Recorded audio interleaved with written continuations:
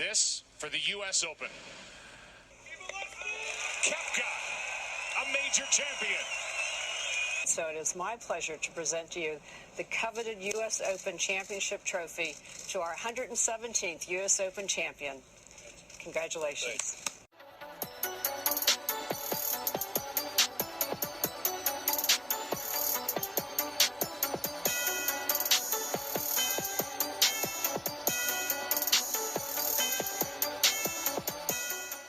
It is that time of the week again. What time? That time. Welcome to the 20th Dispute Sports Podcast Show. Thanks for tuning in, everybody. I'm your host, Kyle Neumann, joined by my good friend and co-host, Rhett Hensley. And later, we have a special guest to the show, a second-time guest to the show. Logan Bowman will be joining us for the final segment of the show when we are talking NBA draft. 5 months into this baby, Rhett. It's so hard to believe. It's crazy to think about. How are you doing today?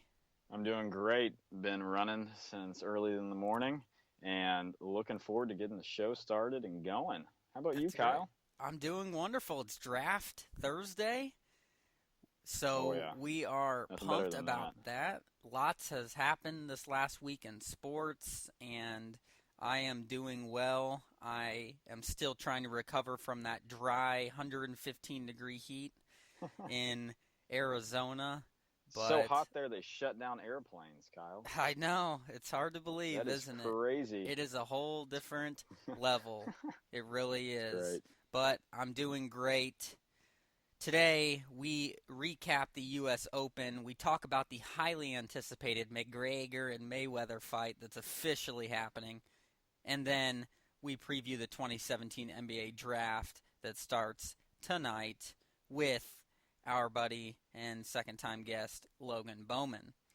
All right, Rhett, let's talk some golf. How's your game? Probably better than mine still, because the last time we played together, you got that victory, and of course. We had one unexpected winner of this 2017 U.S. Open this past weekend. A little unexpected.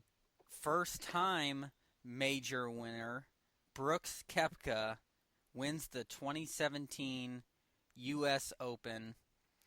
The 27-year-old out of Florida State, who turned pro in 2012, is now ranked number 10 in the world. This is only his second PGA Tour win, Rhett. His first win prior to this U.S. Open was in 2015 at the Phoenix Open, and boy, did he look impressive in this tournament. I mean, Brooks Koepka ran away from the field on Sunday like Tiger Woods used to do back in his prime. Brooks Koepka, his win marks the 7th straight major and 10 of the last 13 U.S. Opens that have been won by first-time major winners. He shot a 5-under 67 on Sunday to run away with the tournament at 16 under par. That tied Rory McIlroy's record for a U.S. Open. What a finish, Rhett. Before we discuss this more, tell me your thoughts on this U.S. Open, in particular, Brooks Koepka, first-time major winner, running away with it. The man was 16 under. That is phenomenal. Ran away with it. Matsuyama was 12 under. I mean, first of all, he's usually not up there in the pack. But Koepka, I mean, totally surprised me. Jordan Spieth and Ricky Fowler. Ricky Fowler was up there. Jordan Spieth was struggling. My picks went right down the drain, Kyle. That they did. Adam Scott got cut.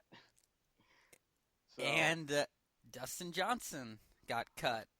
My pick was not, you could say for sure that it was not the tournament that we predicted. I don't think it was the tournament. Not at all. I don't think it was the tournament that really anybody predicted. You mentioned Hideki Matsuyama. He finished tied for second with Brian Harman at 12 under. So Brooks Koepka, again, going insane there in the end, winning by 4 strokes. I believe he birdied 3 out of his last 4 holes. Yes, he birdied the 14th, 15th, and 16th. And really, the difference for me in this, Rhett, was yes, Koepka was playing phenomenal golf, and he is a great young golfer, and he's contended in several different tournaments. This is the closest he's been in a major, but the difference for me was Ricky Fowler, Rhett. Ricky Fowler is becoming the man who just can't get over the hump to win a major. And that ended up being, well, to me, that was the difference. And I think for a lot of people is why can't Ricky Fowler get over the hump? He was leading going into the weekend. You thought for sure this was his tournament.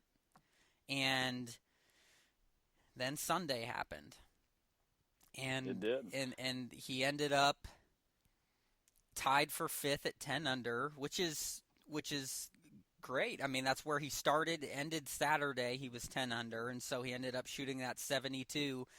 But here's the difference, right? He goes 65 on day 1, and then on Friday he goes 73, 1 over.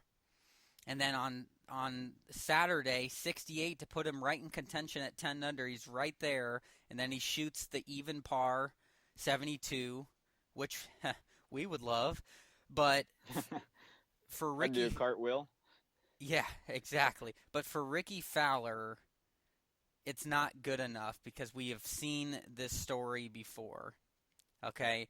And Ricky Fowler now, with this a top 5 victory, this now makes this his 6th career top 5 finish in a major, Rhett. His 5th since 2014. What is going on with Ricky Fowler? Why can't he win that first major? You know, he just can't get over the hump. He struggles at the end. And like you said, he shot an even on the last day.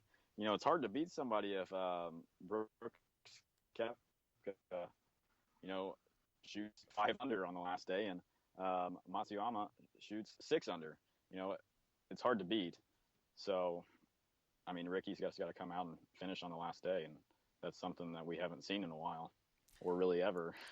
Yeah, that's true, and I don't know if it's just not his time because he is still young, late 20s. I don't know if that is it. Is he caught up in the fame that he has because he's a brilliant man, businessman, and branding his Puma and great for the youth? I don't know if it's that and it's the pressure. He's just not able to overcome that yet. Much like Sergio. I mean, it took Sergio 19 years until he finally won his first major, this Masters this year. Exactly. I don't know. Or go trying ahead. to put him up at the pedestal of Tiger Woods level, and Ricky Fowler is definitely not up to that level in my opinion. And he's definitely got a lot to prove, but he's still hanging up there, and that's still an impressive thing. He shot even for the day, but he was 10 under and tied for 5th. Yeah, which is still pretty impressive. It's very impressive, and that's what he said. He said that on the final day that it was a tough day out there. But here's what he said. He said he finished with good swings. He birdied the last hole, and he birdied. Yes, he birdied the last hole. And he gave himself a chance to win. Obviously, Koepka and Matsuyama, they had a great final day, but he went into, after this was over, he said that if you look at the negatives too much, you're going to be stuck doing that the whole time. He said, I felt like I did a lot of good things, especially in the first round, shooting a 65. It was a good week. I think I might have gotten another top 5 snuck in there, so this was when he finished, and he did. but I think that's kind of becoming the problem. And you're right? He's not Tiger Woods, and maybe everyone is wanting him to be because he's so likable. I love him. Probably my third favorite golfer behind Tiger and Phil, but I just don't think it's his time. Will he win a major? Yes. Ricky Fowler is talented enough. He's 9th in the world. He will end up breaking through for a major like Sergio did. Will that be this year? I don't know. Will it be before Tiger Woods wins another major? Yes. Yeah. I think so. So would you agree? You think Ricky Fowler will win a major at some point? At some point, yeah. I mean, heck, Sergio did. Definitely, I think that Ricky Fowler could win a major at some point in his career, but it just comes down to that final day. Does your butt pucker, or are you going to finish it out? That's very true. And I do believe that he will. I'll be cheering for that. I want to mention this guy, Rhett, because you want to talk about somebody who collapsed, who was right there. How about Justin Thomas, the young man? He goes out and he shoots a U.S. Open record on Saturday, a 63, and he's right there, tied for second going into Sunday, and then he peters off and he shoots a 3 over on the final day, right? He goes out after a 63 on Saturday. He shoots a 75 to finish at 8 under, tied for 9th. Top 10 finish for him, but you want to talk about a collapse. That was a big story to me. How does somebody go from shooting a record 9 under, and then they go and they shoot a 3 over? Can you talk about a little bit of a choke? I mean, oh, poor guy. He got a little nervous, just a little. Yeah, he sure did, Rhett. But that rounds out the U.S. Open talk there. Again, our picks nowhere to be seen, and I do want to say, absolutely Rhett, nowhere, just shot in the dark. Yes, with Jordan Spieth, he finished 1 over, and we mentioned Dustin Johnson cut.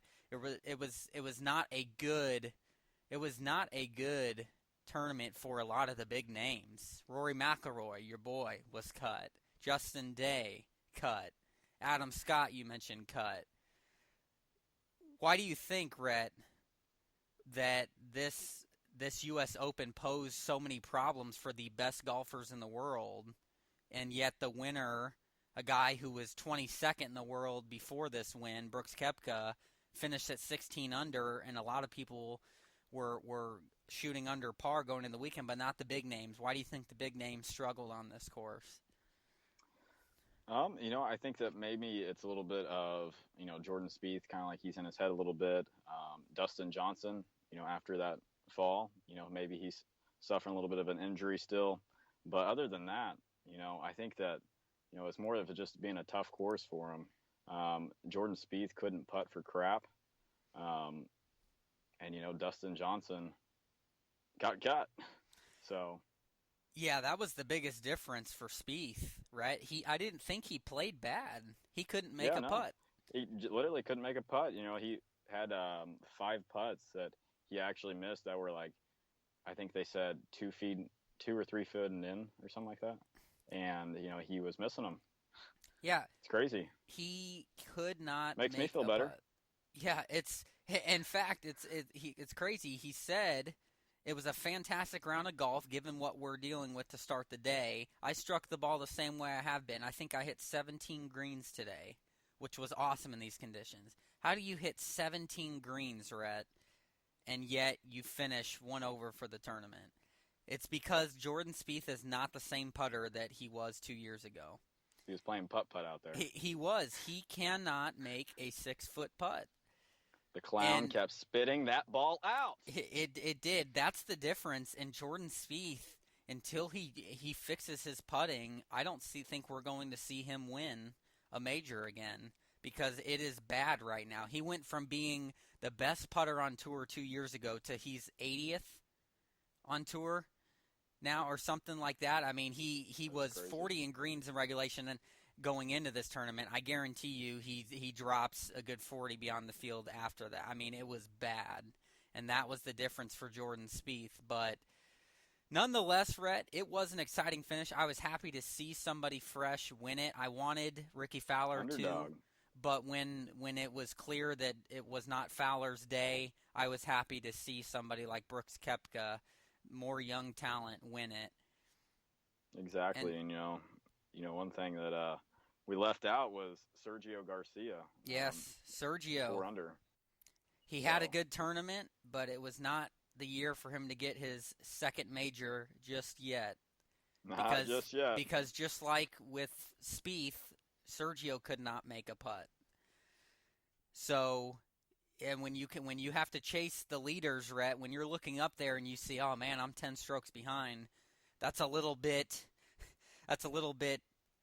of a down a down player right there. I mean, it's a disappointment. Let's put it that way. It can get in your head. Exactly. And putting can get in your head at any point in time. I mean, Yes. Kyle, you can attest to that. I 18th can. hole. Oh, don't even get me started, Rhett. let's just say sometime soon when we play again, I'm going to be ready and coming for you to not allow a three-peat to start the year. But We'll see. that was the 117th U.S. Open at Erin Hills in the great state of Wisconsin, and Brooks Koepka is your winner. Up next, Rhett, the third major of the year, the Open, July 20th through the 23rd at Royal Birkdale Golf Club in Southport, England. Maybe that will be Fowler's. Phil will be back. His daughter will have been graduated already. And Phil, will it be his time in the major? One thing we do know, Rhett, is we will not see Tiger Woods anytime soon. They gave an update earlier in the week on him. He has checked into facilities to get professional help for his medication that he is taking and dealing with the pain from his back surgery and lack of sleep. I don't think we will see Tiger Woods again this year, Rhett. I think it will be next year. I hope he comes back strong. It's not looking good for his near golf future, but just hope he gets well. Wanted to give the latest on him. But the Open is next, Rhett, and that does it for golf, and it's now on to a highly anticipated fight that is set for August 26th, T-Mobile Arena, Las Vegas, Nevada.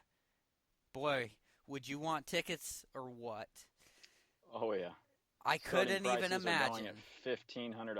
$1,500. And that is, you could grab your binoculars, people, because it is up high. I figured so. We're talking Conor McGregor, UFC's best, against Floyd Money Mayweather, the 40-year-old's going to come out of retirement, the best in his class, never lost a bout, and they are going to square off August 26th in Vegas. Mark it on your calendars, folks. This could be one of the greatest sporting events this country has ever seen.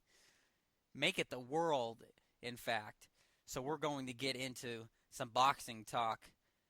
Rhett, do you want to give predictions first, and then do you want to talk about them and go over some stats? Or do you want to talk about the fight and finish with our prediction? I think we need to start with our predictions first and then explain it. Excellent. Go ahead. Who you and got? I think we know who I'm going to take, and I'm taking Conor McGregor. The man is a striker. And I think that Floyd Money Mayweather is an old man, and he's gonna end up getting taught a lesson. And I think it's gonna be a doozy of a fight for sure. Kyle, I think I know who you're gonna take. That's bold. That is bold, Rhett, but I cannot take the 28-year-old Irishman because it's not his sport. Otherwise, I would. But this is Floyd Money Mayweather's fight, and it is written all over. You might as well pencil in his name, and you might as well hand him that belt. It is going. I don't even think that McGregor will I think McGregor gets knocked out. Huh. This is Wow. we're talking about the greatest boxer in his class in probably the history of the sport. He has never lost a fight. He is 49-0, Rhett, and he will be 50-0 to end his career officially. I like Conor McGregor. I think that he is one talented MMA fighter. That's the difference. It's a different sport, Rhett. He is not the type of player to stand up and go 12, 13 rounds with a boxer. He's just not. It's not the same. It's not the same sport, and they're giving the fans what they want, and that's great, but he doesn't stand a chance. Let's be real, Rhett.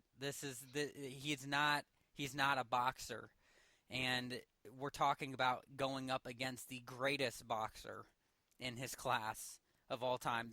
He just doesn't stand a chance. Mayweather is too fast with his hands.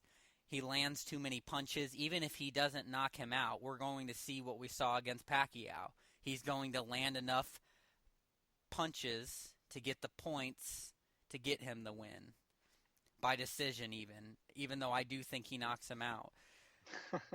So, Kyle, that's my pick. Floyd Mayweather stays undefeated.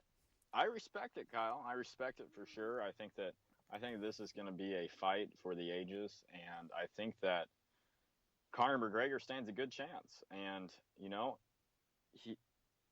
he's going to pull out some UFC stuff. I think that he's going to be more aggressive than Manny Pacquiao was in that Floyd Mayweather fight. If we remember, Manny Pacquiao was actually suffered an injury before that fight.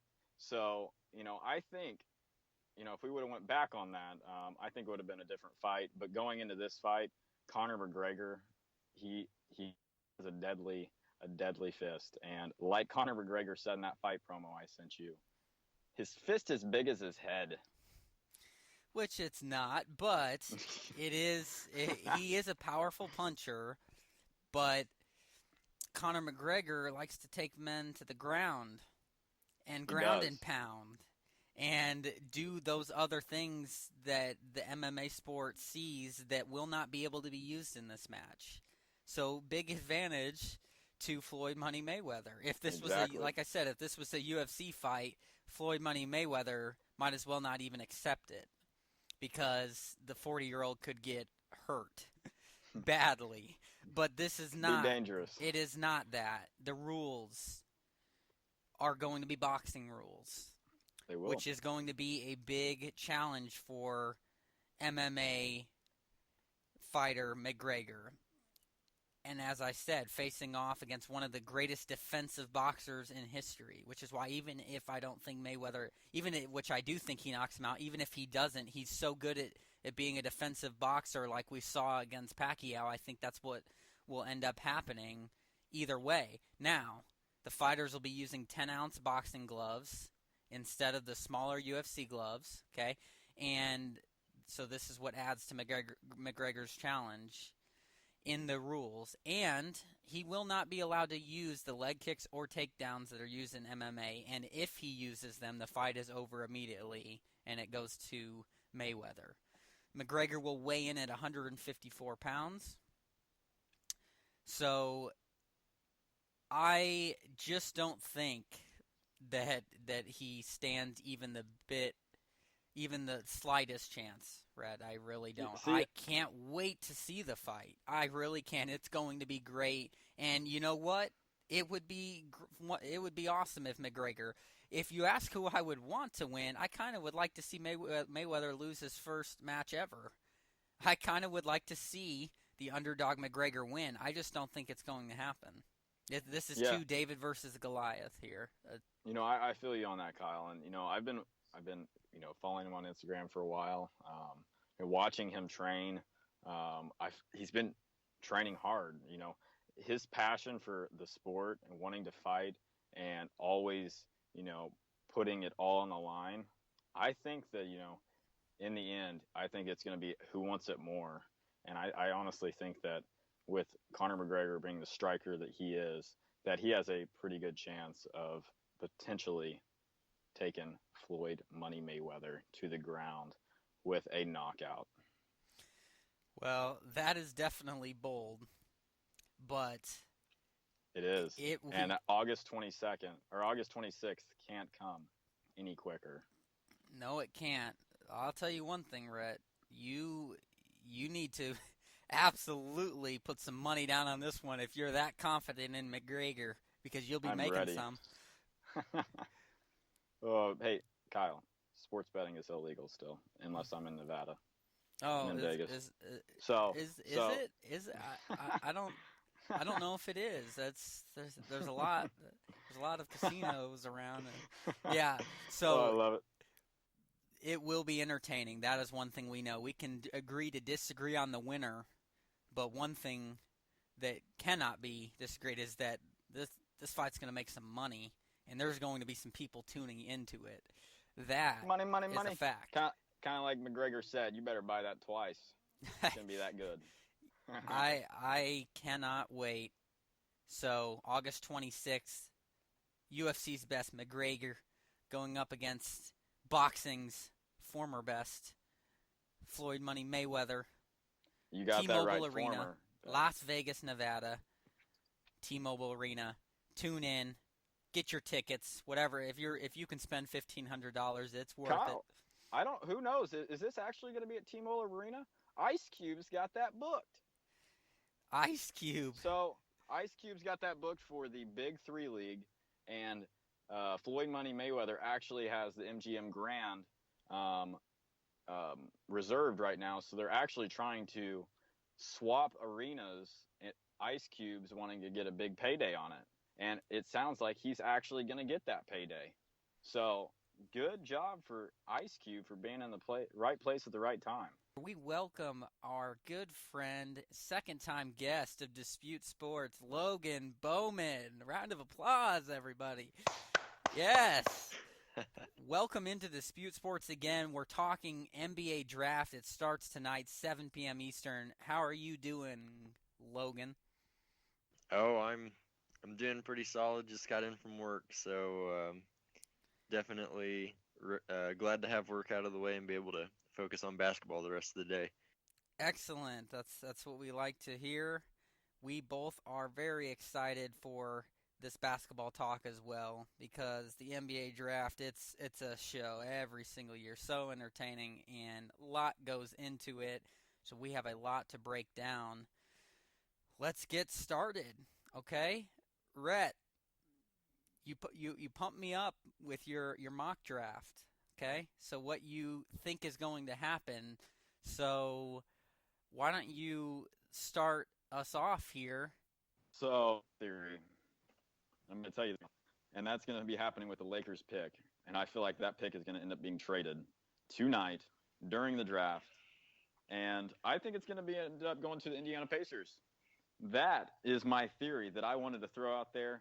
And I think that Paul George will end up becoming a Laker by the end of the night. And I know that Logan Bowman is ready to rip into me on this one. Not just Logan. Oh, man. Okay, Rhett, but okay, so you didn't.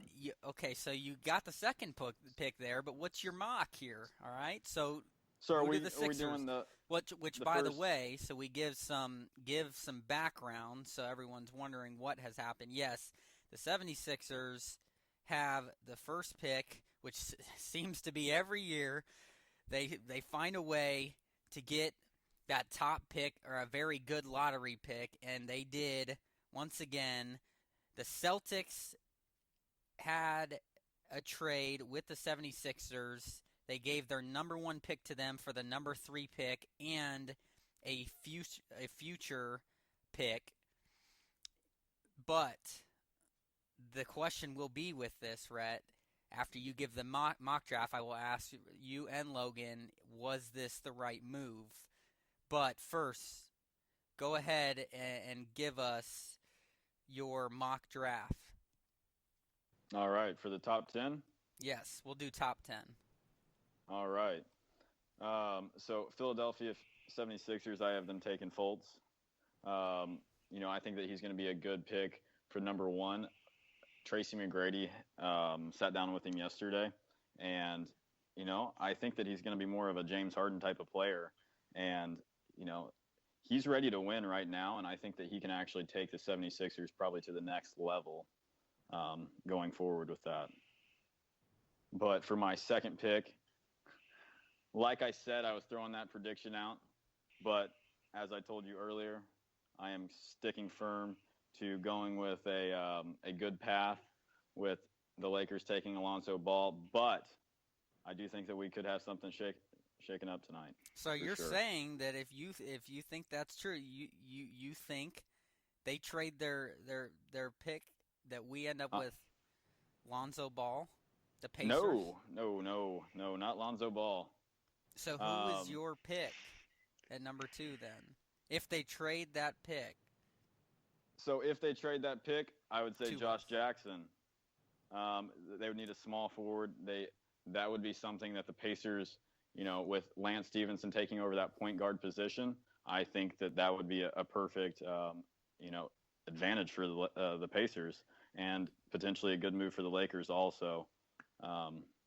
But yeah, Alonzo Ball, I'm going to keep him at the Lakers for now, and I am just throwing that out there that I think that there could possibly be a trade tonight for that number 2 pick. But moving on to number 3, Boston Celtics, Jason Tatum from Duke. Am I going to go through the full list? You guys want to keep matching? Keep going. No matching. All right. You first. Phoenix Suns, De'Aaron Fox from Kentucky. Sacramento Kings, Josh Smith. Going on forward, Magic, Jonathan Isaac. And Minnesota Timberwolves, Frank Nicolina? Is it? We'll go with that. And then the New York Knicks, Malik Monk. And Dallas Mavericks, Lauri Markkanen. Excellent. And Sacramento Kings, Dennis Smith Jr. That rounds out your top 10. North Carolina State. So basically, I just have a couple shakes-ups at the beginning with that number 2 pick. But other than that, I think that we're going to have a pretty straightforward draft. Yeah, well, some would argue that. Pretty bold there, Rhett. What do you think? What do you think, Logan Bowman? What's your mock draft here? Where do you disagree with Rhett? We definitely have some shakeup pretty much from the 4 to the 8 spot. I do agree with Rhett's top 3 at going Markelle Fultz to the 76ers, Lonzo Ball to the Lakers, and then Jason Tatum to the Celtics. As much as I want us to go ahead and trade for that pick, I don't think that LA is going to put it on the table for us. I think they've made it pretty clear that they don't want to get rid of that number 2 pick. Agreed. I think they're going to wait it out and just sign Paul George next season if we can't work out a trade for maybe Julius Randle and Jordan Clarkson or something along those lines. But this number 2 pick I think it's off the table for us. So they're saying that Josh Jackson has a shot at getting picked number 2 by the Lakers, but I don't see that happening with them already having Brandon Ingram, and then assuming they add Paul George to the team within the next either day or year. I see no need to have Ingram and Josh Jackson, so I think Lonzo Ball is a pretty safe bet there at number 2. Tatum at 3. They're talking about how Boston traded down because the guy that they were planning on taking number 1 was going to be there at number 3 regardless anyway. So I think Tatum, they've been reported to be leaning towards him anyway, but I think that the whole trade down definitely keys in that they're wanting Tatum. Then I have at 4. This is where me and Rhett have a little bit of a different opinion. I think the Phoenix Suns are going to take Josh Jackson. It's a really tough call between him and De'Aaron Fox, but they already have Eric Bledsoe and Devin Booker. So they appear to be fairly set at the 2 guard positions. So if they were to draft Josh Jackson, that would give them a potential starting lineup of Bledsoe, Booker, Jackson, Marquise Chris, and then either Bender or Lynn, whoever they want to put at the center position. I mean, that's an extremely talented young lineup. So I think Phoenix would be just stupid to pass on Jackson at 4. That leaves De'Aaron Fox to go 5th to the Kings. They're pretty high on him, and even though they have a decent guard in Darren Collison, I don't think that they're wanting him moving forward. I don't think he's their guard of the future by any means. So Fox will be the best player on the board then. And who knows, could end up being the best player to come out of this draft class. Only time will tell. But I can tell you that De'Aaron Fox is going to be a very good NBA player. At 6, the Orlando Magic. This is where I have my first reach of the draft.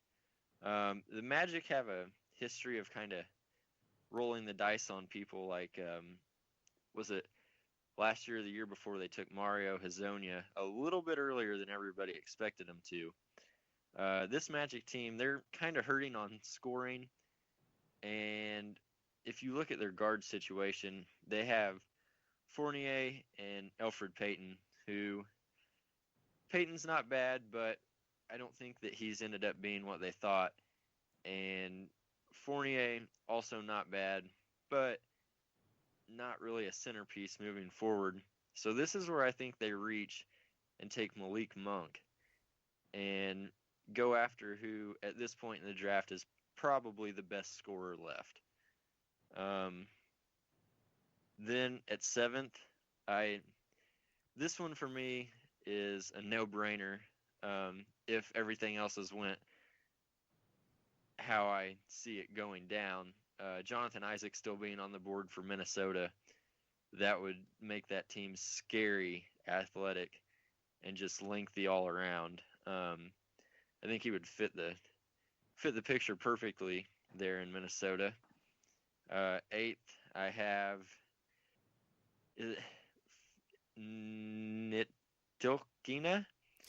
These names aren't easy to pronounce sometimes. Right. I believe it's the guard from Glad I'm France. not the only one struggling with that one.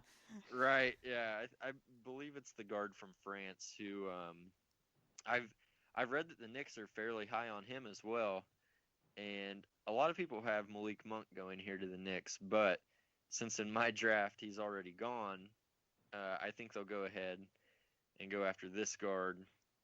They went after a European player a couple years ago that everybody might be familiar with. That panned out trade. That panned out pretty decently for him. Yeah. So Exactly. I wouldn't be surprised to see him roll the dice for another overseas player here just because of how well the last one worked out. At 9, I have Markkanen going to the Mavericks.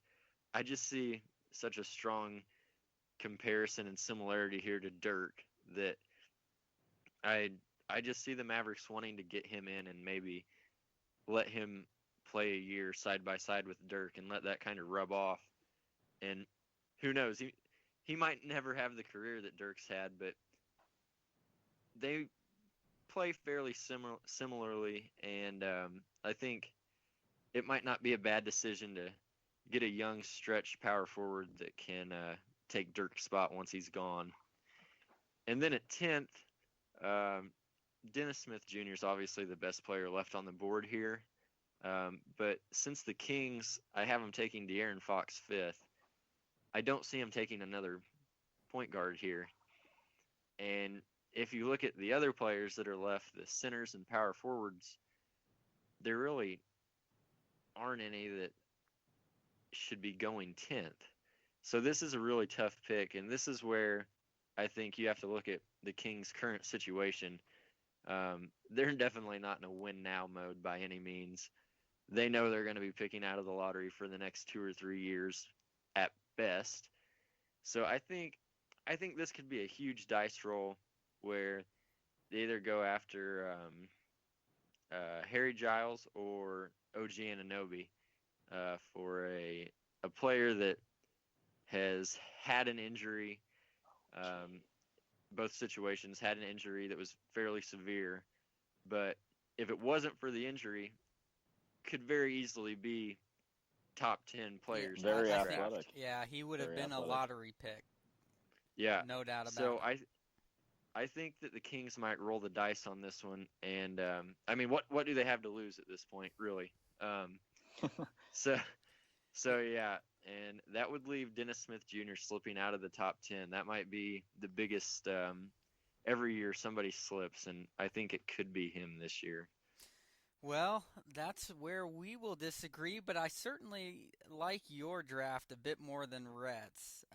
But though, Rhett, I respect you taking a reach with that pick because it will be interesting to see tonight if They always they got to do have that. the nut job reaching for the nut. That's right. All right, but okay, so here's my top 10, and we'll get into each other's, and I've got a couple questions. All right, so though this will be one thing we talk about, I don't agree with it. The Sixers will end up taking Markelle Fultz at 1, and then in the Lakers situation, it will be interesting to see if you are right, Rhett. Will they roll the dice? I don't think they will because they want to protect their assets and they see this second pick in Lonzo Ball as one of them. Now, there were multiple sources that said that Magic Johnson was very interested and torn between Lonzo Ball and De'Aaron Fox because De'Aaron Fox blew people away with how professional he was, how well-mannered he was, and just how hard he works, and had some incredible numbers himself. This was a freshman at Kentucky that averaged 17 points a game, 4 rebounds, and 5 assists. So, and he is maybe the next fastest player the NBA will have seen since John Wall out of the same school with the ball. So it would not surprise me if they went with De'Aaron Fox, but I think because of the pressure with LeVar Ball and the LA situation and all that saga, I think they do take Lonzo Ball at number 2, and I think that they do not trade the pick, though it will be interesting to see. Third, with the Celtics trading down, I think the Celtics were genius. They did what they had to do, and I think they take Josh Jackson at 3. They need that position to go along with Isaiah Thomas. They do not need a point guard. They do not need a big man, really, in my mind. I think that they take a small forward in Josh Jackson who can do about everything. This man averaged 16 points at Kansas, almost 8 rebounds a game and 3 assists, and he really improved his shooting as the year went on. So I think they take Josh Jackson at 3.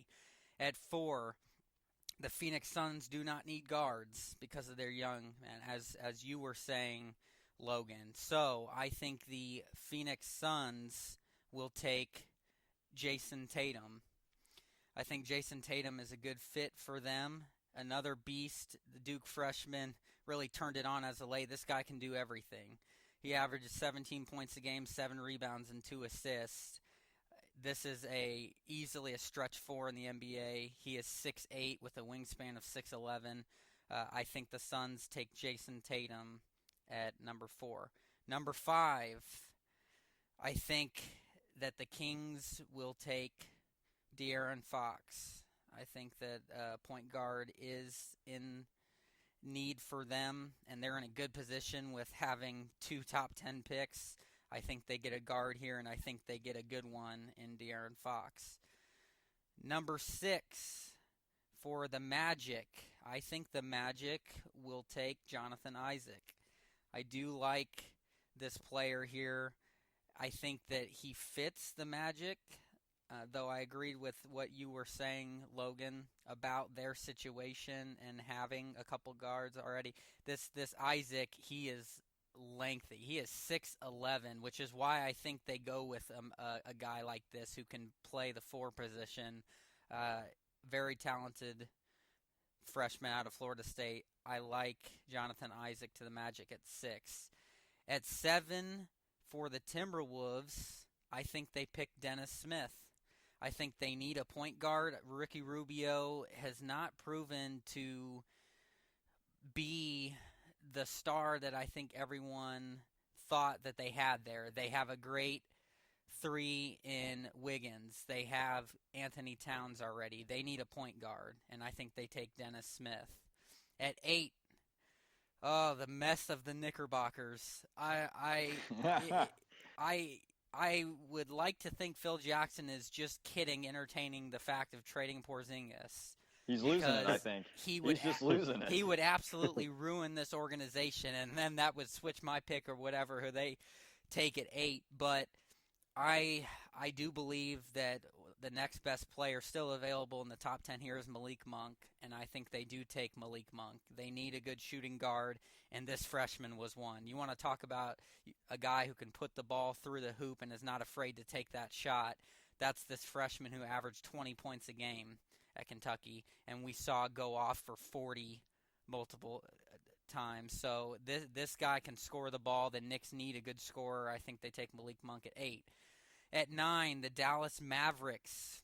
I think that they will take a big man because Nowitzki he's at the end of his career, and they will take Zach Collins at number 9. This is forward/center from Gonzaga who is one talented freshman. Okay, and he played at a smaller school, so not many people know of Zach Collins. But mark my word, this guy, when he puts on weight, will absolutely be a top 10 worthy player for the Kings, and they will get what they want. They get De'Aaron Fox at 5, and then they get a big man at number 10. And I think that it will play perfect for the Mavericks. The Mavericks at number 9. I was about to say. I was mixing it up here. I was ahead of myself. No. The Mavericks getting Collins with that big man to kind of, all right, Nowitzki's going out the door, and then they get a young stud who is 7 feet tall with a wingspan of 7'1", who can do everything, will really bode well for them. And then at number 10 for me, going back to the Kings, they got their point guard, and now they get their shooting guard. And this is my stretch, but they get Luke Kennard. He makes it into the top 10 because Luke Kennard may be the next best shooter left in this draft. He averaged 20 points per game. He had 5 rebounds and almost 3 assists. He can shoot the ball with the best of them, and he is 6'6" as well. So he has good size, and I think that the Kings are going to go guard heavy in the top 10. And I think that this would be a player that they would want to draft for sure. If they're going guards, like I think they will, take Luke Kennard at 10. That's my prediction. There's my top 10. I like your picks, Kyle. And one thing that I want to do is roll back to number 4 pick. One thing that I have been reading a lot of reports on, that the Phoenix Suns are talking about rebuilding, and they were wanting to bring De'Aaron Fox in. And then end up moving out Bledsoe and Tyler also. So I think that, they do have a good opportunity of bringing him in. But the one thing that is the problem, De'Aaron Fox hasn't wanted to show up for any workouts with the Phoenix Suns. But that doesn't stop the Phoenix Suns from wanting him. And they say that he is a very intelligent and passionate player. And I think that they could end up. I could see it. Let's face it. I could see a lot of shakeup. I could see this draft going either one of our 3 predicted ways. But I do want to talk about this Sixers and Celtics trade situation because, to me, fellas, the Sixers are big losers and the Celtics are big winners. I think it was a mistake for the Sixers to trade up and take this Markelle Fultz. I like him, but I do not think he is a necessarily worthy number one pick. Did he average 23 points a game at Washington? Yes, he did. A 9-win Washington team. This is the type of player I would be hesitant to take at number one. I don't like it for the Sixers. So then this would probably just chap your hide. Yes, I can imagine it will. During the interview with Tracy McGrady yesterday, he says that he thinks he's going to be Rookie of the Year and take that MVP spot. What do you think, Kyle? I think that is preposterous. Think, I don't Logan? see it. I don't see it. That's confidence that can't be matched. Yeah, that's what that is. He's love 6'4". He's great size for a point guard. I agree, but he is inconsistent as well, and I don't like the way that he carries himself. I think the 76ers organization is just a mess. I mean, how many lives can a freaking organization have with picks that granted, we don't know if they will pan out yet with the Simmons and Embiid because of the injuries. They have a lot of talent, but it's like I would hate to be a Sixers fan because it's year after year. They don't get any better. Nothing impresses the tanking, and it's just, I think it's a joke. I think the other 4 players in the top 5 were better options. I think the Sixers take. I think you literally just took their team out back and shot him. I think they take him, but I think they're making a mistake. I don't think that if I were them, you're giving me the choice, and I said this, Rhett. I said this about Lonzo Ball, and I will say it again. I don't think he ends up being the player that everybody thinks he is going to be. Is he a great passer? Yes, he averaged 8 assists per game. But is the league going to that, though? Yes. Are we becoming a pass-first league? It is. I just don't want to hear the talk that Lonzo Ball is going to end up being the next Michael Jordan because he's not. He's not that type of a scorer. I don't think that he pans out the way people are predicting. Will he have if he stays healthy, will he have probably a long career and it'll be average? Yeah. But he's not going to be what everybody's making him out to be, and that I am going on record saying I like De'Aaron Fox more than Lonzo Ball. I think that if the 76ers were wise, that they would take, and I would take Lonzo Ball over Markelle Fultz. I think that they would take one of those other 2-point guards. They won't. They've already made that clear. But that is my 2 cents. I think the Celtics are big winners getting that 3rd pick. The Celtics need that position, and that being what I'm predicting, the small forward with Josh Jackson. It'll either be him or Jason Tatum, and I think that is exactly what they need to complement what they already have in Isaiah Thomas at the guard position. Celtics, Danny Ainge is a genius. He knows what he's doing here. There's going to be something big that happens this offseason with a trade, and I think that everybody is not seeing it.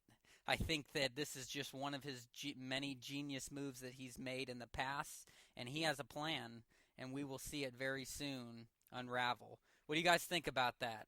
Sixers, big losers or winners in your mind, and the Celtics? I think go ahead, Rhett.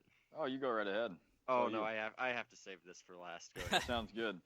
So, I think it's going to be a good pick for the 76ers. I think that it honestly could put them back on the map going into this year if that team stays healthy. That's a big if because, the 76ers have been plagued. But the Celtics, they are a team that is well put together. Bringing in Josh Jackson, though, I don't know if that's going to be the best thing for them because I think Isaiah Thomas is going to be more of a greedy player, and I just don't see, bringing in somebody that's going to be a scorer playing well with him. I just don't see it being a good thing for that. Fair enough. Logan? All right. This might be a hot take. I don't know. But I don't think Kyle's going to agree with this by any means. But the 76ers are going to be in the playoffs next year. Whoa! That yeah, is definitely a hot take. If they're healthy. If they're healthy. If they stay healthy, which that's something that nobody can predict how that's going to pan out. If the 76ers can stay healthy, that team's going to the playoffs next year. They have enough money this offseason to sign a max contract player who a lot of people thought it was going to be Kyle Lowry there for a while, and now that they've traded up and got the number 1 pick, it's kind of became less of an option for him. But even if they don't go get a max contract player, because, yeah, it might be hard for them to lure somebody in to a franchise that's had such a terrible track record here lately, but that money doesn't have to go on one player. If they go and get 3 veterans who want to make a little bit of extra money to go play somewhere that's not the Warriors or the Cavs, and they can bring in some guys like, I don't know, say CJ Miles. If they can put together a couple of role players here during the offseason, during free agency, plus this young core, and everybody can stay fairly healthy throughout the whole season, they're going to get into the playoffs. Let's see. The Nets, they're definitely better than the Nets. The Magic, they'll finish better than the Magic. The Knicks, they're going to finish better than the Knicks. The Pistons have done nothing to get better. The Heat would have had a terrible season last year if they didn't go on that 20-game win streak or whatever it was that still nobody knows how it happened. They could finish ahead of the Heat. They're going to finish ahead of the Pacers if we get rid of Paul George and don't get something considerable back out of him. Then you always also have to take into consideration, which granted it could happen to the 76ers, but it could happen to other teams as well, where you lose a star player. And, I mean, look at the drops that the Pacers had when Paul George got hurt. If that would happen to somebody like, I don't know, say the Bulls or the Hawks, Milwaukee. The Hawks, the Hornets. The Hornets, if they were to lose Kemba Walker, they'd be dead in the water. And now Dwight Howard. Right, Dwight Howard is not carrying them to the playoffs though at this point in his career. The Hawks, we don't know. It looks like Millsap's going to be walking. That team might be imploding as well. Millsap walks, and then, I mean, total rebuild. Yeah, exactly. So I think the 76ers are going to get into the playoffs. They could. I definitely think they'll get in, and I think they could. I think there's a chance that they're not even the bottom seed in the playoffs this coming season. Believe it or not, yes, that's a stretch just because of their track record as of late and the injuries. But I can see it if they stay healthy and they make a nice move. They need veteran. They need to get somebody besides these young players in there, because these young players are not carrying a team like that to the playoffs. They need to have one of those Paul Millsaps, a Paul George, just throwing players like that out there. They have to have somebody like that to complement that these young players will complement, where they will all be able to gel nicely. And then I can see that happening. So we'll see what happens. Now, I do want to say this because there has been some things that have already happened. Rhett just mentioned it. The Hawks and Hornets agreed to a 3-player trade. The Hawks traded Dwight Howard and the 31st pick in the draft to the Hornets in exchange for Miles Plumlee, Marco Bellinelli, and the 41st pick in this year's draft. So there was that trade that went down. How about the Lakers and the Nets? Shocking, Rhett, because he was sure the Pacers were going to get D'Angelo Russell, and I kept telling him that's not happening, and I kept saying I don't want it to happen. So I'm glad the Nets got in on a trade. The Lakers and Nets agreed for the Lakers to send D'Angelo Russell and Timothy Mozgov to the Nets for Brooke Lopez and the 27th pick in this year's draft. But let me tell you what just happened. They just sent Timothy Mozgov's career to the graveyard. Basically, but this is where I disagree with Rhett. This was a brilliant trade for the Lakers. Why? They had the clear cap space. They get one point guard out, they bring another one in. That's what they're doing. For the Lakers, it was a great trade. For the Nets, it wasn't even a bad trade. Who it was a bad trade for was D'Angelo Russell and Yes. Poor fella. and Mozgov. That's who it was a bad trade for. Because now D'Angelo Russell's in a situation where, granted, this is an NBA basketball player that's cared about basketball all of his life, and even though the Lakers weren't really a team winning a lot of games last year, it's still the Lakers. He is now on the Brooklyn Nets as a young NBA player Brooklyn's who's finest. who's going to become very accustomed to losing. And it's just for the teams, not a bad trade.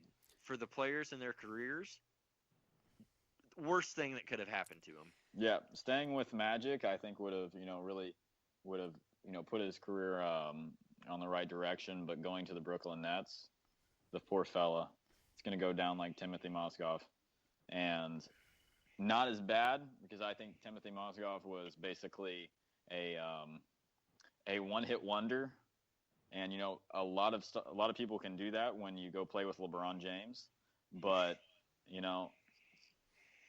the Nets are not something that you want to go to No. at this point. No, I would agree with that. I'm going to ask one thing, and we have to talk about our Pacers first-round pick at 18. We all have to get on that train, but I do have to ask this because I think, if anything, this hasn't been talked about. Would you think that this would be a possibility? Is there a chance that if the Pacers can't, because the Lakers will not deal that number 2 pick, which I do not think they will. Speculated. Is there a chance that there is talks right now, because Danny Ainge is a genius, to trade that 3 pick to us so they can get Paul George? Do you guys I've been think thinking that about that happens? all morning, and I don't know if it's going to happen though. We know he wants. We know that they are interested in Paul George. When the trade talks That they are. came up earlier this year, the Celtics were one of those teams. But And I'm just wondering. I just thought about this recently. Is this what he has in mind? Because what he has in mind is going to be a star player. That is what his goal is here, and that's what I think we see. And I'm wondering, do you think we see that in this draft? do you want to give up a number 3 pick for somebody that's going to be a rental for next year? Nope, that's not the case. If And Paul George goes to the Celtics, and then they add in one more player, they can get past the Cavaliers. So And Logan, you're if entertaining Paul George goes to the finals, You think he'll stay? with the Celtics? He's not going to go play for the Lakers. Are you kidding me? Yeah. Hey, so you think it's a Why possibility? would you leave, What's going to why would happen? you leave a finals team What's to go gonna play happen? for a terrible organization? Well, a terrible I situation. would have said the same What- thing for LeBron James, But but when you do that, what happens when LeBron doesn't get that title next year? And then he's like, oh, well, the Lakers have cap space, so He's not I can going to the entertain Lakers. going there. That's Well, not. I gonna mean, happen. do you think he's so Logan, you are entertaining the idea that could happen. You think that you could see Danny Ainge working that with the Pacers? It would be brilliant for the Celtics. There's only a couple teams that I would say it's a good idea for you to try to get Paul George this year. The Cavaliers is one of them, and the won't Celtics happen? is probably the only other team. Because being realistic, sure, you could throw in the Warriors. Why not? They wouldn't mind another freaking Olympic gold medalist. Power Sure. 5. Yeah, Have a Power 5. but there's no way that's going to happen. The Cavaliers and the Celtics are the only 2 teams that Paul George could get traded to, and them still have enough to, at worst, make the finals. And if the Celtics traded for Paul George, they could still sign. I believe if they made the trade correctly and dumped a couple of contracts onto us, they could still sign Gordon Hayward this offseason. Yeah, that's definitely a good. Then you're looking at Isaiah Thomas, Al Horford, plus Paul George and Gordon Hayward. Well, let me switch really quick back to who we think the Pacers, if that trade up doesn't happen and the Pacers are stuck with their 18th pick. I want all three of ours prediction for that, and then we'll end this show on our Paul George and the Pacers situation. But let's go to that 18th pick, assuming the Pacers don't trade up at all, and they're stuck at 18. It's a good pick. There's a lot of great players around there. Logan, who do the Pacers take at 18? That they're so far down the draft board that it's such a hard call on who's actually still going to be there, because you've always got reaches going on, especially from the 10 to 20 spot. It normally becomes a huge mess. For mock drafts especially, everything tends to go down the drain in that area of the draft. So I just put together a list of a couple of guys that I think would be a good option for us to take if they're there. They might all still be on the board. They might all be off the board by the time we pick. I have no clue who's going to be there and who's not. But Harry Giles, I think, if we're getting rid of Paul George, we're going to need a forward to replace him. And once Paul George is gone, Miles Turner by himself isn't going to be enough. So I think we're kind of, as I mentioned earlier, where the Kings kind of can afford to just roll the dice and hope for the home run. I think we might be in the same spot. Giles, if OG Anunoby, I know, even though I definitely reached and said 10th for him. If he's still there, I would be thrilled if we took Anunoby. And then who's the Jackson out of North Carolina? He's Justin ready. Jackson, yeah. Justin Jackson, yeah. He's ready to play. Opening day of the NBA season, he's ready to play, and he could contribute. He doesn't have as big of a potential as what maybe Anunoby or But he brings in Giles would. a good defender. That's Right. what he is. But so he's a player who has a higher floor but a lower ceiling. So it's all going to depend Michael on Jordan. do we want somebody do we want somebody who can come in and contribute now, or are we just knowing that we're not going to be winning a championship within Paul the George next is couple gone, of rebuild. years? Right. Do we just roll the dice? Another player that I think this is a little bit higher than most people have him going, but the kid out of SMU, the last name is Ojale, I believe. The pronunciation might be. Yeah, Ojale. Yes, I don't think that any of the mock drafts have him going this high, but I think he's a player that is definitely getting undervalued in this draft. And if we took him at 18th, I wouldn't be upset with that pick either. Historically, the 18th pick, you're normally not going to get a franchise player out of it, or historically the Pacers says wrong Draymond Green in the third round. Well, historically the Pacers have. That's too bad that there's only 2 rounds. Sorry, got picked second in the third. round. Historically, let's face it, the Pacers have been awful in the draft, minus last year, which really turned out well, and I give Rhett credit for that one, because I didn't believe it.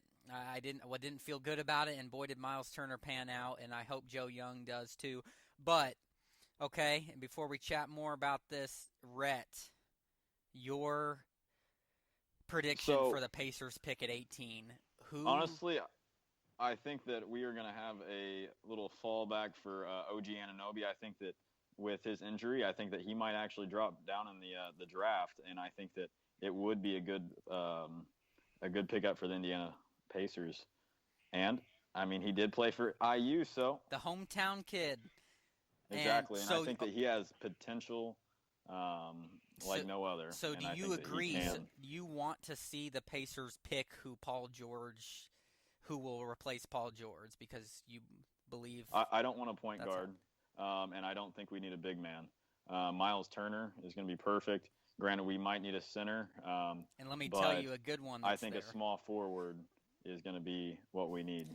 I agree. Ultimately. It's a small forward or it is a center, and I'm throwing the names out there. This is who I want to see the Pacers pick because it's inevitable Paul George is leaving.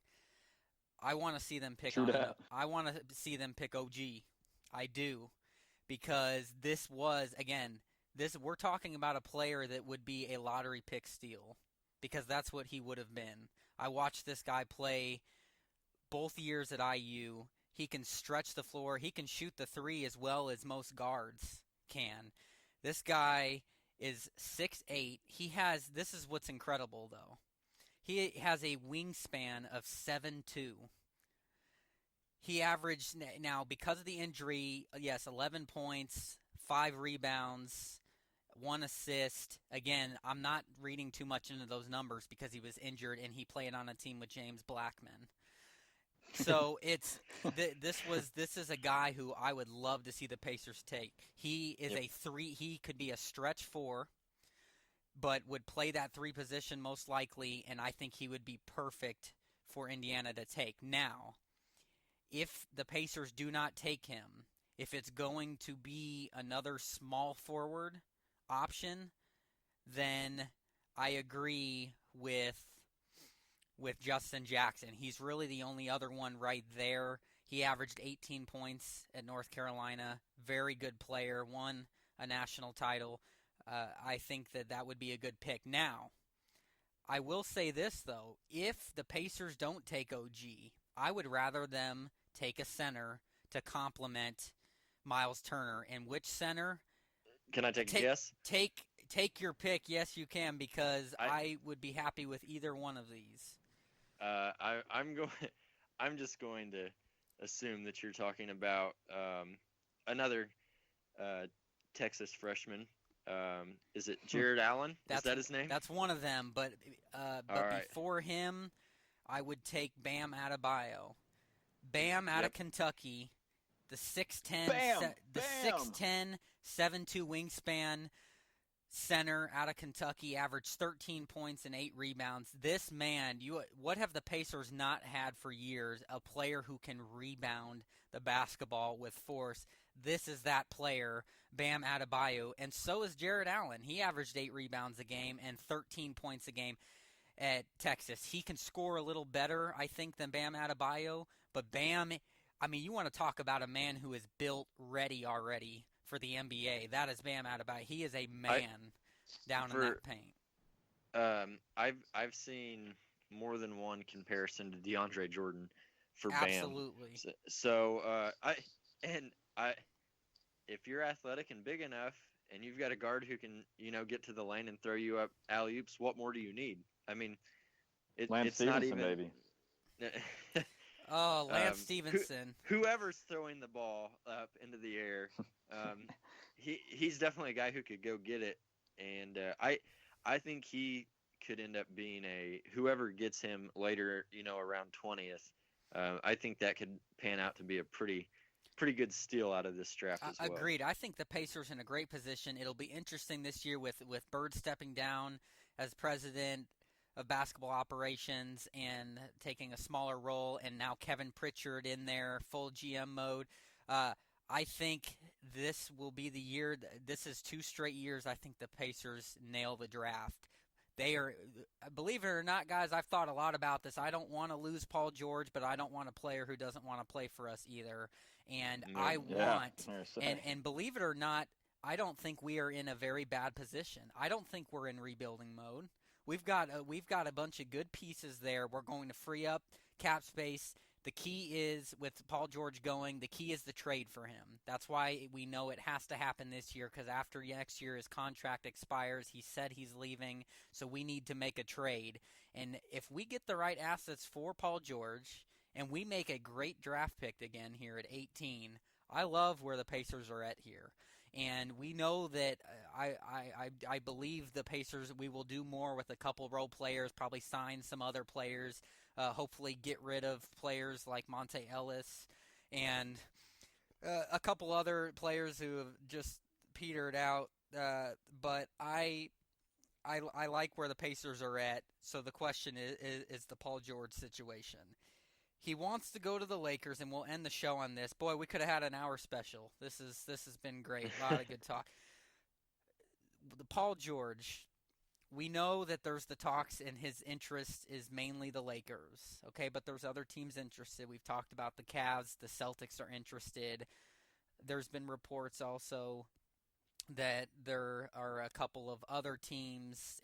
I've heard some crazy thing. I've heard the Clippers are trying to shop DeAndre Jordan, and they're interested. Was it the Wizards that was another team that was interested? There was just a handful of teams. Miami Heat, Blazers, Miami. So there's a handful of teams that I think realistically have a shot. Probably a ton of teams that are interested. So what do you guys want to see happen? Okay, let's say it is the Lakers. Here's my problem with the Lakers. If we don't get that number 2 pick, we are not getting enough in return for Paul George. I don't want Julius Randle.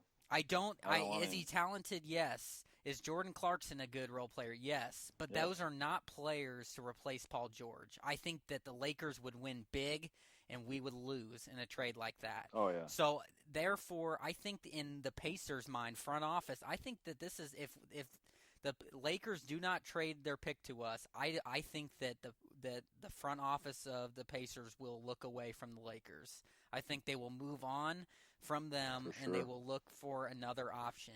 And who will that be? Okay, let's talk about some of these other teams. Who would we get from the Cavaliers that would be a worthy trade to give us good assets? Because I don't want J.R. Smith. That's for sure. And there's no straight up. Who are the Cavs going to give? We're not getting LeBron. Don't want Kevin Love. Kevin Love is what I've heard. Here's what I'll say about Kevin Love, Rhett. What I think he would do is add to that position, the big man position, and he would probably need to play center because I think Miles Turner is a perfect power forward. He rebounds well, but he's also on the downslope of his career. And we saw in the playoffs, going up against a mighty and younger team, just get outworked. He had some good games. He can shoot the 3, but he's also very inconsistent. I agree. I don't think we're getting enough to take just Kevin Love for Paul George. I don't know who. And then on the Celtics, who are we going to get from the Celtics for? We're not getting Isaiah Thomas. Other than that number 3 pick, I don't want anything from there either. That's the tough thing. You throw in the number 3 pick Not from that the they're Celtics. actually going to trade. If they give up the right assets, then yeah. But I don't think that they're actually going to give up anything that's going to be worth our while. Kind of like the Lakers. I don't want Julius Randle because we already got a big man and Miles Turner. Bringing in Kevin Love, something like that. I don't want to have 2 potential superstars going in a power forward and a center position. When I think that we should get somebody at a small forward position for and that. Here's what could the Pacers? I mean, would the 3 pick from the Celtics, and maybe you throw in Jaylen Brown and Avery Bradley for Paul George? Sure, and that'd probably in their mind be too much that they would give up. Maybe they'd give the 3 pick and one of those players. But I mean, what do you guys think?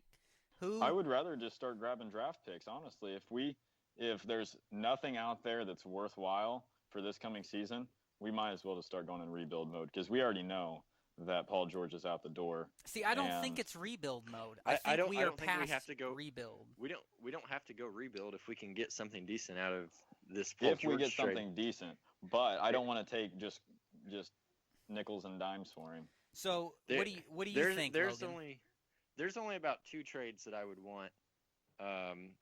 This Paul, assuming that we don't get any picks out of it. Assuming the Lakers don't give us 2, the Celtics don't give us 3, there's about two different trades that I think could keep us from going into rebuilding mode and let us extend our livelihood of at least sneaking into the playoffs.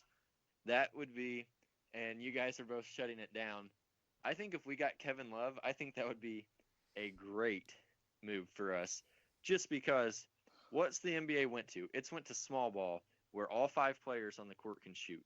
That's how Golden State's made the finals 3 years in a row. And that's without even – they've had Pachulia and Bogut at center.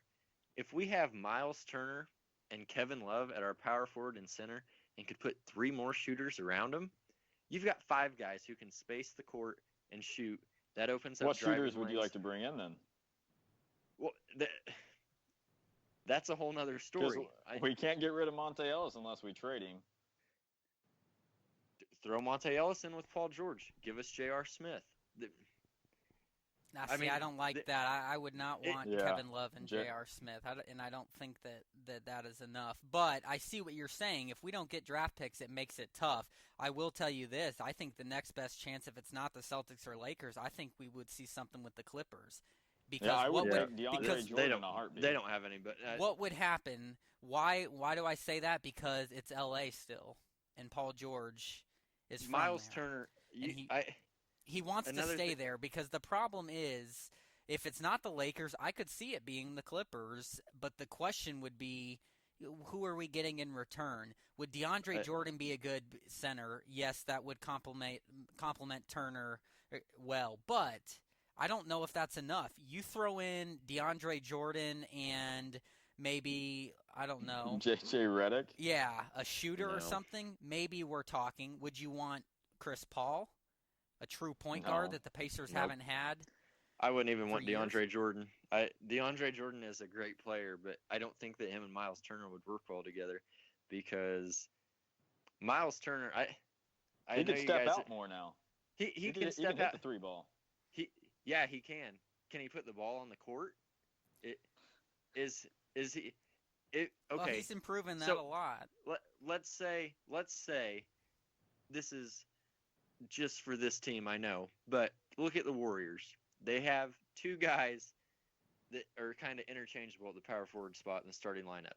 Kevin Durant and Draymond Green. Which one of those would Miles Turner be able to guard? Neither. Agree. I would say Miles- he'd have a better Miles chance Turner- at guarding Draymond Green. That's for sure. Miles Turner at power forward, I think, is not the way to go. I think we need to slot him at center and let him stretch the court even more. He can protect the rim. He can rebound. Why does he need to be our power forward? well, Put him at center and get a power. It's a lot easier to find a power forward who can stretch the court than a center who can stretch the court. So slot him at center and then go get a power forward to stretch the floor. Well, either or, I think that I could see the Clippers being a team because he would still go to L.A., which I think he wants the Lakers, but I think it's ultimately L.A. That we could see happen. I don't think the Warriors will do anything with that core. Would there be players I would take from the Warriors for him? I would say yes, but I don't think that will happen. So I just was curious to see what you guys thought, and It'll will be interesting what plays out tonight. you Yes, know? it will. Also, with the Celtics, I think they have a couple of players that we could that could hold some value in a trade. Look at a guy like Marcus Smart, who can play the point guard or the shooting guard position. It will get up and guard anybody, and can go get you buckets. He's in a role right now where he's having to play behind Avery Bradley and Isaiah Thomas. I think that he could be a starter in this league given enough time. If we were able to snatch him and Jaylen Brown, or even him and Avery Bradley, that's better than walking away with nothing, and that would give us 2 solid, at worst, role players. Or they would throw in Al but- Horford and but one of with those that, players. Maybe. Are we gonna make a big run with that team? Are we really? If we don't get that 3rd pick, and assuming that we would push for that, then probably not, and that's the problem. It's what teams are we really And that's getting? kind of why I'm going back to the draft here's the picks, thing. because we're not going to get past the Cavaliers. We're not going to get past the Warriors in the finals if we made it. So, But the thing You is, know? I don't think we are either way. Losing Paul George hurts. The key thing here is we don't want to take a step back, and I don't think we take a step back with that. We still make the playoffs. We're still probably a 4 or 5 seed, middle of the pack. We're still better than a lot of other teams out there, I believe. I think we underachieved this year, but we'll have some money, and it'll be interesting to see what happens there. But exactly. I can only see with what you said about would we be able to beat the Cavs or the Warriors. there's only about 2 other teams besides the Cavs or Warriors that I think have a legitimate chance at beating the Cavs or Warriors in a 7-game series. Exactly. That no The team Celtics, is the Celtics, there and the yet. Spurs, and then maybe the Rockets if they can go get another max player, or I'm not sure how much salary they have. They think that they're going to go sign 4 max players this offseason. I don't know what's going on in that front office, but the report yesterday that they're after Lowry, Blake Griffin, Chris Paul, and Millsap. That was a little bit wild, but It is. It really is wild. And we'll have to see. We'll have to see what happens. It will be interesting, but unfortunately, fellows, that's going to have to do it for today's show. In the segment on the NBA draft, which was phenomenal. We got to talk some trades and everything, which is, boy, it's about to be stirred up.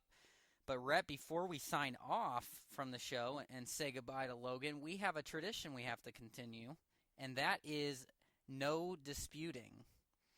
That is where we give our random facts and we shock listeners like Logan with some stats. So, my no disputing fact is only one city has won 3 major sports championships in the same year. Detroit in 1935. That was when the Lions won the Super Bowl. The Tigers won, which it was the NFL title in 35. It wasn't the Super Bowl yet. But the Lions won the NFL title in 35. The Detroit Tigers won the World Series, and the Detroit Red Wings took the Stanley Cup. They are the only city to win 3 major championships in the same year in sports history. Wow. That is crazy. That is something that doesn't happen very often. Never has. Besides that. Holy so cow. There's your no disputing fact for me. What do you have for me, Rhett? Kyle, mine's going to be a little fun fact about Conor McGregor. This shows that he's kind of a softie. He actually was living on welfare before he became a UFC fighter. And a lot of the time people come up to him for autographs and stuff like that. And, he knows it's part of that, part of the fame. But one thing that he does notice, people do come up for him with autographs to sell. And he understands that because, he lived in poverty for quite some time. And he says that, if you're going to come out and stand in the cold and take a picture and have me sign it, then, you're out here grinding and making that money. And he says that's pretty awesome. So it kind of just shows that he's a total badass in the ring, but he's also kind of a softie outside. And I think that's pretty cool. Like a teddy bear. What a nice fact there. Hey, how about that, Rhett? You coming in a different direction to pump up that fight August 26th. I love it. And that was no disputing.